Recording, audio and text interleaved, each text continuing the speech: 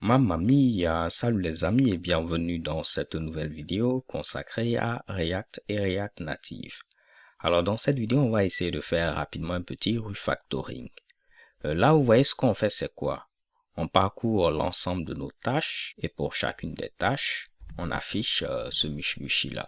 Ce que je vais faire, c'est créer un autre composant qui va contenir spécifiquement ceci, que je vais appeler task. Donc ce Mitsubishi a été appelé task list. Je vais créer un autre composant qui aura pour nom ici task. Donc là, je mets ici classe, je vais mettre task. Il va hériter de react.component. Et là, j'aurai ma méthode render qui va retourner tout simplement ce qui aura été mis à ce niveau-là. Donc je le copie et je le colle ici. On va tenter de gérer le problème d'indentation. Donc là, lorsque je vais vouloir l'utiliser, en lieu et place de mettre ceci, je vais pouvoir mettre task. Je vais le fermer sans problème pour avoir un JSX valide. Et il va me falloir ici avoir accès à task pour faire task.id, task.description, task.complete et ainsi de suite. Donc je peux passer ceci comme propriété. Rappelez-vous, si on veut passer ici des données d'un composant parent et un composant enfant, on peut utiliser les propriétés. Donc je veux passer ici des données depuis ce composant task list à ce composant task. C'est compliqué de prononcer ceci les gars, ok?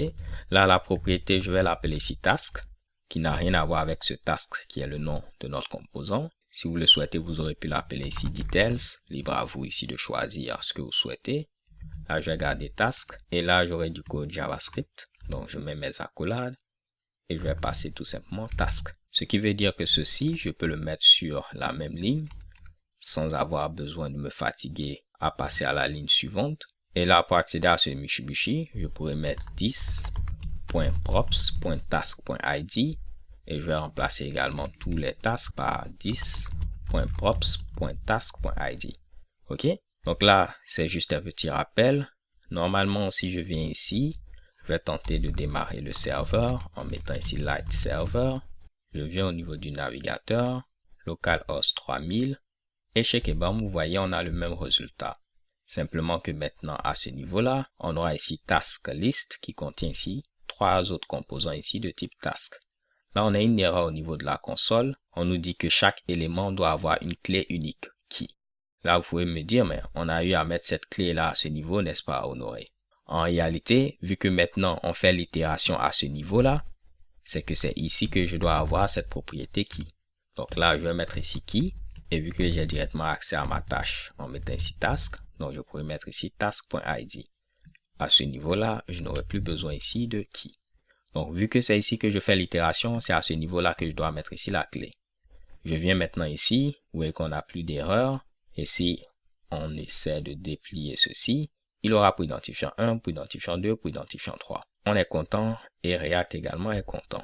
Là, si vous regardez bien ce Mitsubishi, on a tout simplement un stateless component. Ok? Donc, en lieu et place d'utiliser ici une classe, on peut définir tout simplement une fonction en utilisant les arrow functions. Vu que je vais avoir une seule instruction qui sera ici le return de ce Mitsubishi là, je pourrais le rajouter simplement comme ceci. Là, je vais devoir remplacer tous mes 10 props par tout simplement props et je vais récupérer mes props à ce niveau-là. Les parenthèses sont facultatives, les gars, ok? Là, je les mets tout simplement pour question de clarté. Mais si je viens à ce niveau-là, vous allez voir que tout fonctionne sans problème. Mais je préfère mettre ici les parenthèses pour dire que voici mon instruction à ce niveau-là. On revient, on va tenter ici d'actualiser, on a le même résultat et vous voyez qu'on a l'ensemble de nos tâches. Donc les gars, je crois qu'on va s'arrêter là dans cette vidéo. Pourquoi pas, je vais vous donner un petit TP pour la vidéo suivante. Vous allez créer ici un composant Task App. C'est ce composant Task App qui sera ici monté à ce niveau-là. Et au niveau ici de Task App, on va faire appel à Task List. Et notre fameux Task List va pouvoir ici faire notre map pour lister l'ensemble de nos tâches comme on a eu à le faire actuellement. Ok? Donc là, normalement, avec les connaissances actuelles, vous pourrez ici le faire sans trop de difficultés. On se donne rendez-vous donc à la vidéo suivante. Stay tuned and take care. Peace.